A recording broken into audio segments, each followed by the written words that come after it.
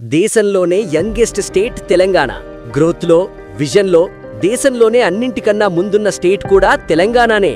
ఇప్పటి వరకు తెలంగాణ అంటే బయట రాష్ట్రాలకు గుర్తొచ్చేది హైదరాబాద్ ఒక్కటే. కానీ రేవంత్ అన్న 2047 విజన్తో అభివృద్ధి వికేంద్రీకరణ జరగబోతోంది.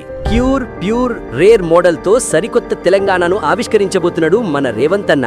Core urban region economy, short form లో క్యూర్. అంటే ఇక్కడ ఎన్నో సమస్యలు ఉన్నాయి. ఇండస్ట్రియల్ పొల్యూషన్ ఉంది, మూసీ నది కాలుష్యం ఉంది, హైదరాబాద్ నగరంలో ఉన్న పురాతనమైన వాహనాల నుంచి మొదలు పెడితే పరిశ్రమల కాలుష్యం ఉంది. వీటిని తగ్గించడము లేకుండా చేయడము, తద్వారా ఒక నెట్ జీరో సిటీ లాగా కాలుష్య రహిత నగరంగా మార్చాలి అని అంటే దీన్ని క్యూర్ చేయాల్సిందే.